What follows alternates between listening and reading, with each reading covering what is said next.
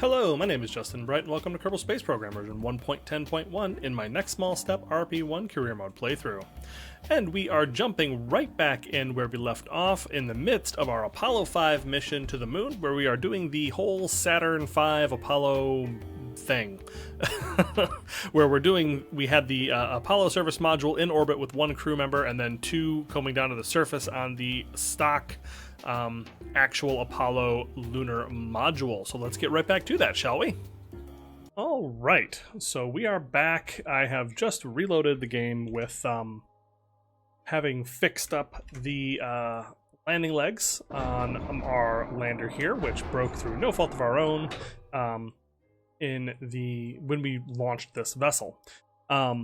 We've drifted a little bit away. I think everything should be fine. We are a little bit late on our burn, but everything should be fine, question mark. So we are going to go, let's see, what is even happening? Yep, down to about 20 kilometers. That should be good, and that will be a fairly safe place for us to plan our actual landing. So let's just fire up the engine. And there's no plume, which is a bummer. I'm not sure if I've just got if I've got something installed badly or what. But there we go, about 20 kilometers. Perfect. All right. So yeah, we are heading away now. Just double checking everything. Apollo 5, that all looks mostly fine, except for the power is being weird again. So let's just make sure that's all taken care of. There we go. Yeah, so that looks good, and Johnny Flores is all set to hang out in orbit for a little while as our intrepid Thomas Reed and Lisa Kim head down to the surface to land. All right, so one extra step I want to take is I want to plan our burn down to the surface. And the way I'm going to do that is I'm just going to put a little node somewhere down here so that I can see exactly where the correct location is. So we got Aitken Basin. Oh, there's major craters right there. I just want to make sure that we are landing kind of in the center of that biome, so that, there we go. That should be good. So yeah, that should do it for where we are landing, and hopefully that will be that will actually be able to land in that location without being too weird of a spot. Unfortunately, that is going to be at about 27 kilometers, so I could probably, at this point, just burn us down a little bit more so that this location is a little bit closer to the surface. And I'm just doing this with RCS.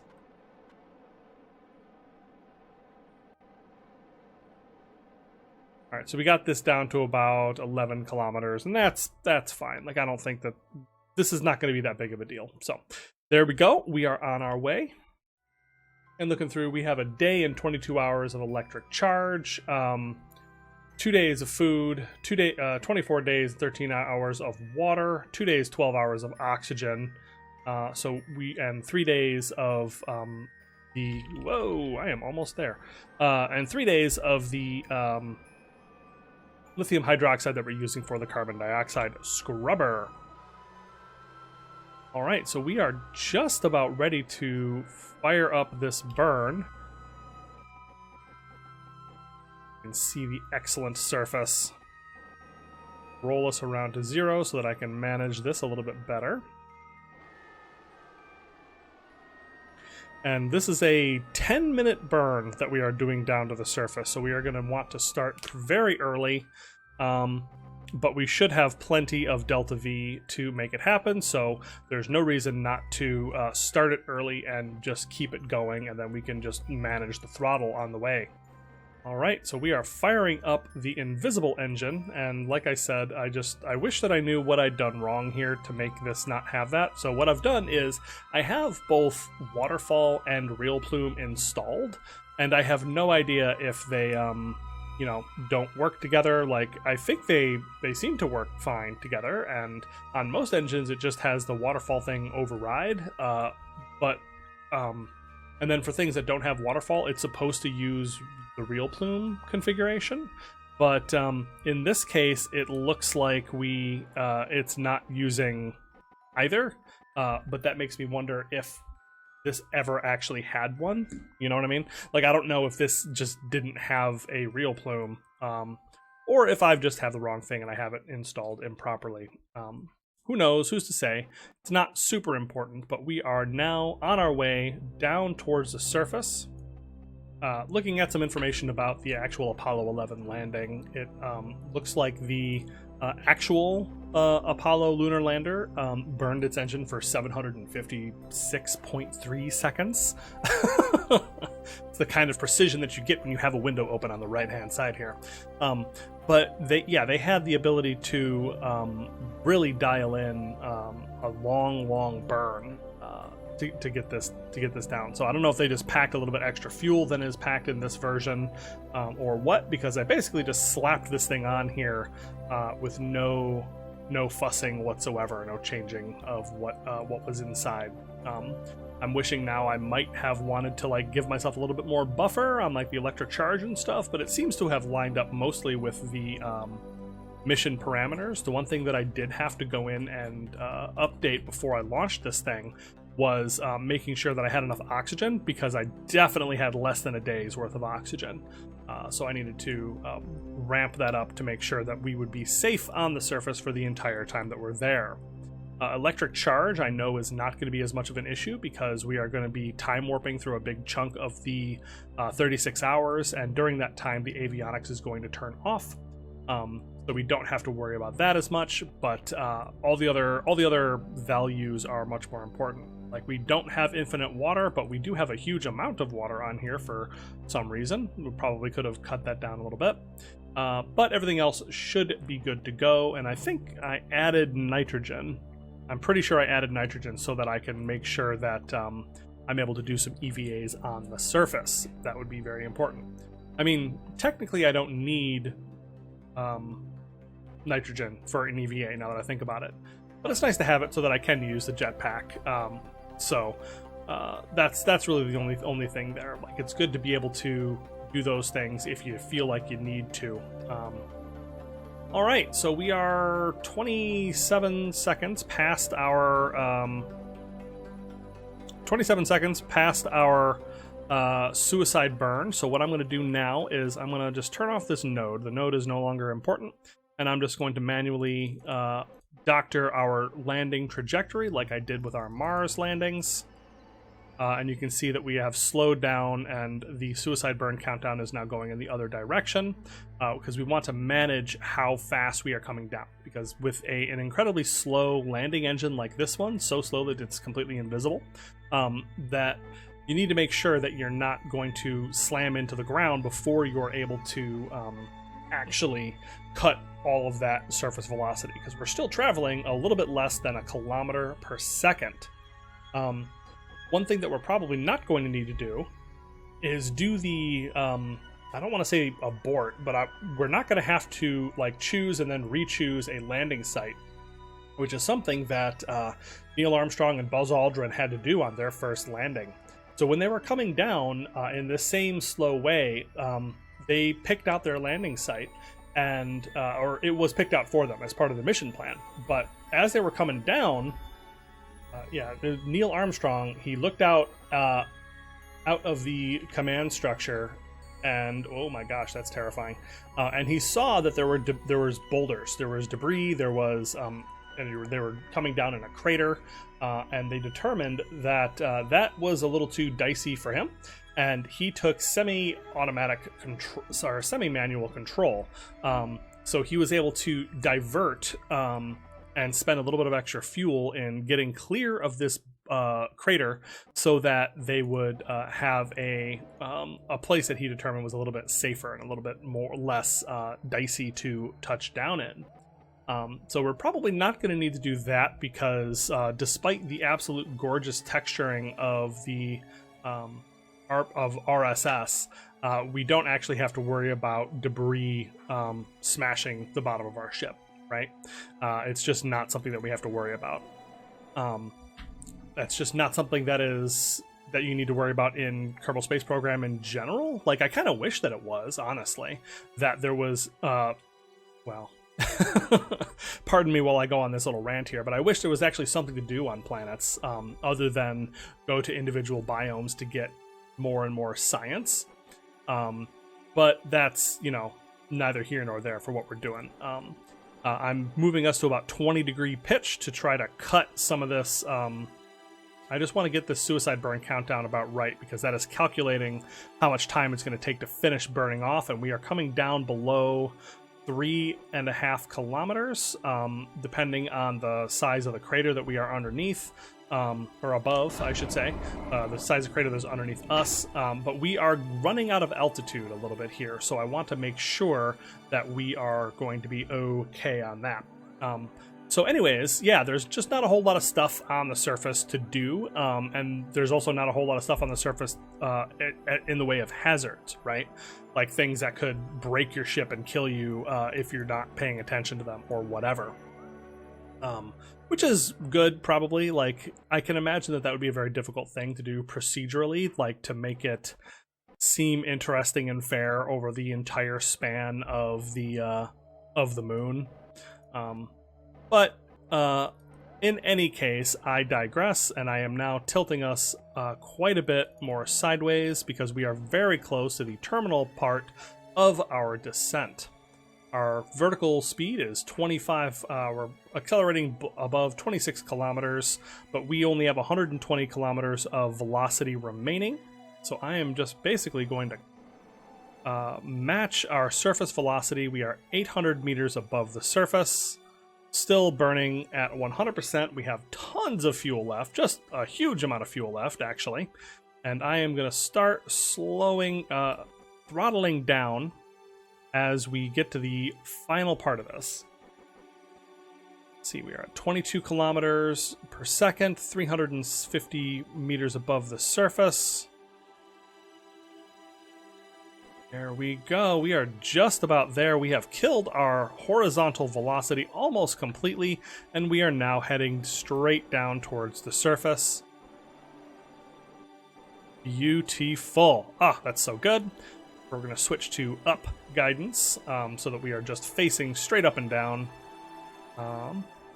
Accelerating a little bit, 180 meters above the surface.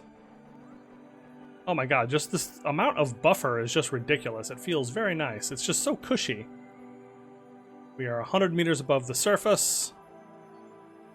Look at this. I don't actually have time while I'm landing to figure out what all that means, but careful. I almost shut the engine off. That would be not good. Okay, we're fine. Yeah, if we shut the engine off, then we're going to have a bad time because we're going to collide with the surface a little bit at whatever speed we end up at. All right, we are just trying to end our velocity right at the touchdown. And we have touchdown. The Eagle has landed, or so they say. Fantastic. So that was just like brilliant and easy, and I loved it. This is a fantastic machine that we have here. It's one of those nice things when you don't have to think about the amounts of fuel and everything else. It just kind of works. So that's fantastic. We have landed on the moon, and we have 36 hours now to explore, and before we can return home safely. So we'll get rid of that. Say 1 day and 12 hours. Boop. There we go. So at this point, the famous words that you've heard probably a million times, Neil Armstrong confirming Houston, Tranquility Base here. The Eagle has landed. They called it Tranquility Base because that was the area that they had landed in. They were in the Sea of Tranquility, and that was just a way to kind of emphasize that they had landed and changed from being just a lander flying around to actually something stationed on the surface. So this is fantastic, and I'm so excited. We are looking to, this is the first step on our way to doing a lot of great work with the with more surface bases. So I think I even took the contract for Lunar Surface Outpost, and this is a small stepping stone on the way to that. So with the ability to land something like this, we need to start thinking about how to get larger outposts, larger structures onto the lunar surface, and have people live and work in them for long periods of time. And I just realized that I am incredibly slowly sliding. Look at that. Do you see that? Do you see me just like slowly creeping across the surface? You can see the individual pixels of the texture map just like inching by. Oh, Kerbal Space Program, you are just the most wonderful and amazing thing that I've ever played, but you're also a little bit jank sometimes.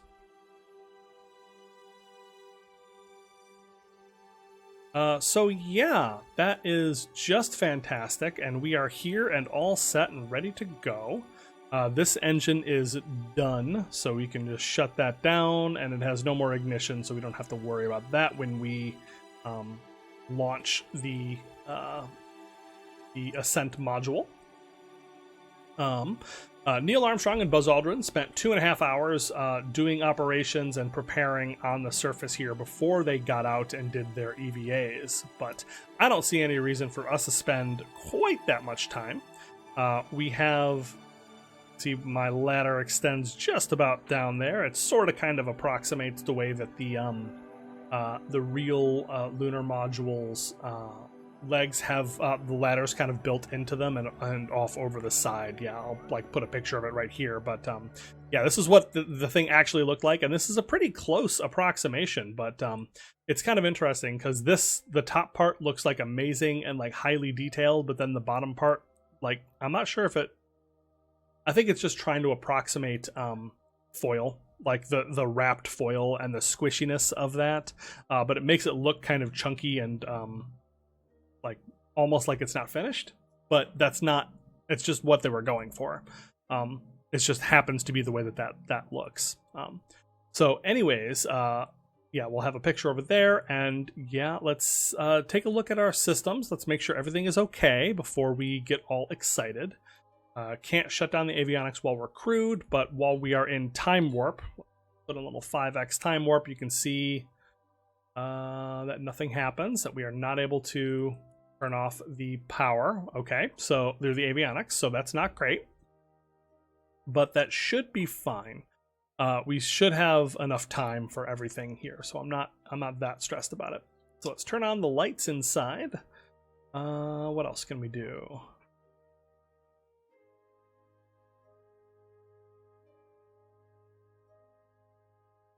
Extend our antenna array. That looks pretty neat. Damn, look at that.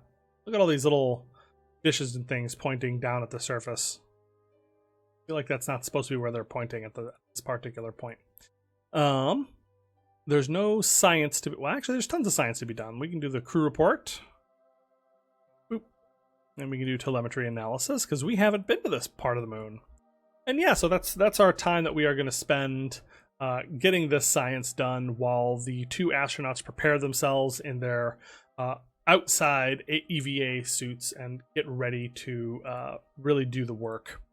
All right, science is complete. The terrain is full of large bumps and bridges. You inform mission control something that I could not see. So, all right, Lisa Kim, our scientist, is going to be the first, second, third Kerbal? Anyways, she is going to be a subsequent Kerbal on the moon as she climbs out, and there we go. We do make the transition over to the other ladder, and perfect. Let go. Yeah, look at that, and we can still grab onto it and climb back up if we need to without knocking over the, oh dear. That's really not good. Like I said, it's the most amazing thing, but it's also a little jank sometimes. Anyways, that's why we have nitrogen on board. So yeah, here we go. Lisa Kim out on the surface. And yeah, we're gonna set up a shot here in a second, but this is just fantastic. So one thing that my scientists can do while we're doing everything else is start picking up an EVA report. which is worth 144 science, and a deep surface sample, the kind of sample that you're not able to get with just a little scoop. Although I'm not sure exactly how much different that actually is, because really, isn't she just like scooping up rocks off of the surface? I don't remember if they use a particular tool for that. Oh, they absolutely took core samples of the moon even.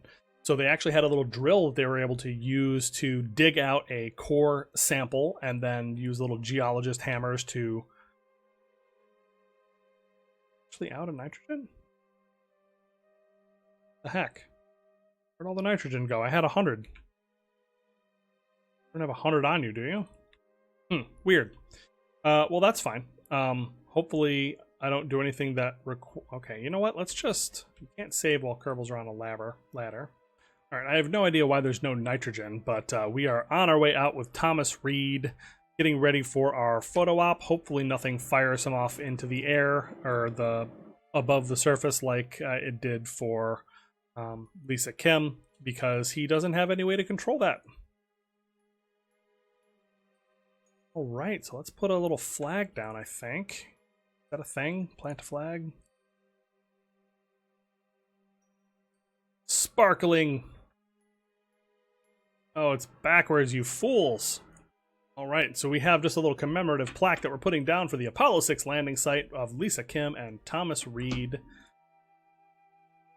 with Johnny Flores supporting from orbit. Okay, fantastic. So let's move around a little bit. She'll hold that, and then Thomas Reed comes. Beautiful.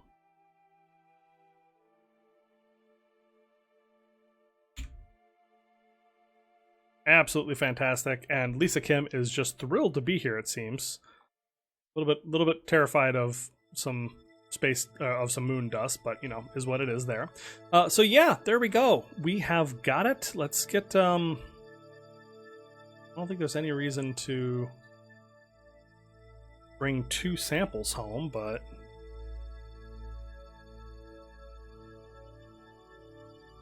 Oh, it takes 2.5 hours to get a sample. Interesting. Okay. Well, let's hang out for a little while she gets her sample and does work out on the surface. So yeah, that absolutely represents the time spent going out and finding a sample site of different types of rocks, different types of minerals, and taking a core sample, hammering that apart, figuring out what they're looking for, what they're finding.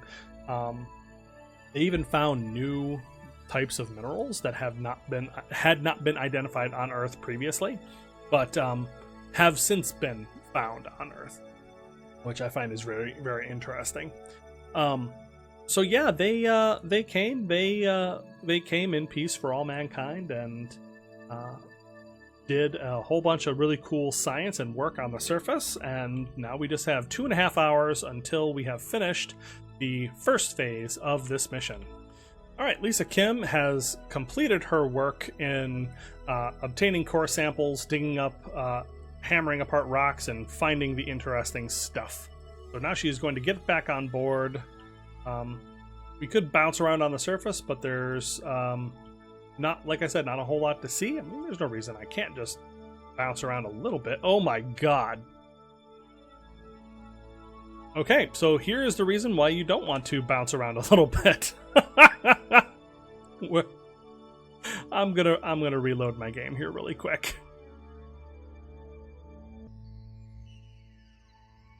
And there goes the lander. Oh gosh.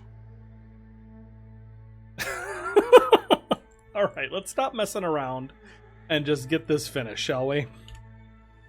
Alright, so we're back again. Yeah, it's just an amazing, unbelievably gorgeous vista, but there's not a whole lot to do. So I could find other things to talk about, but I think we will just get moving on back onto the ship and wait for the time to pass that we need to, so that we can prepare for our return. Now all that's left is get on the ladder and oh no! Oh no, Lisa Kim was possessed and has been ejected at speed, sliding across the lunar regolith. Just sliding, always slide. Okay, here we go. All right, now let's do the big walk back. And here is where I found out that the nitrogen jetpack is not enough to escape lunar gravity. All right, finally back. All right. All right, we're fine. Everything's fine now. So we have data. I don't think there's any actual need to transfer anything now that I'm thinking about it. Yep, there's no particular reason to transfer or to bring home rather than transfer anything. So we're just going to let the transfer happen. Although I might... Let's see, what is this doing to my power usage? Is increasing it. So I might want to hold off on this data transfer. Oop. Doesn't seem to have changed anything, but I feel like my point stands that it's better to hold on and not use any more power than we absolutely have to at this point. All right, so I think we are all set now to just hang out and do our science here on board of the Apollo 5. Oh, did I call it Apollo 6? Darn it. Flag go. The flag disappear on me?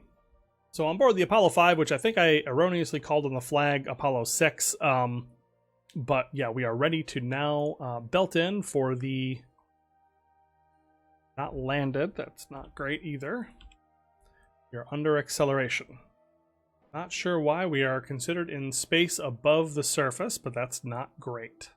Cannot switch vessels when about to crash. That's fantastic. All right, time to try something real stupid.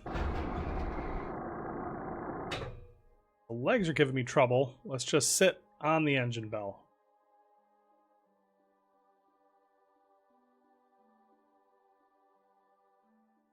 That seems to be working, and we are no longer sliding. Okay, so 1 day, 12 hours is what we have until we are ready to leave again. Looks like we did lose that 3 hours that we spent on the surface doing some science, so we are going to be cutting it down pretty much to the wire. But yeah, there's nothing else to do here, so we'll see you in 36 hours after we leave Thomas Reed and Lisa Kim to do a whole bunch of science and get a lot of work done. All right, just another hour and a half to go until we have finished our allotted time here on the moon. And there we go. Surface operations have been completed. We are prepared for ascent as soon as we figure out where our friend is. Johnny Flores up on the in orbit. Looks like we have some corrections we're going to need to do, but everything should be just fine. All right, so we're going to wait until the lunar lander, the Apollo 5 space command module and service module are pretty much just overhead or a little bit behind us so that we can move to catch up and try to rendezvous in 1. But that is actually all the time we are going to have for this episode.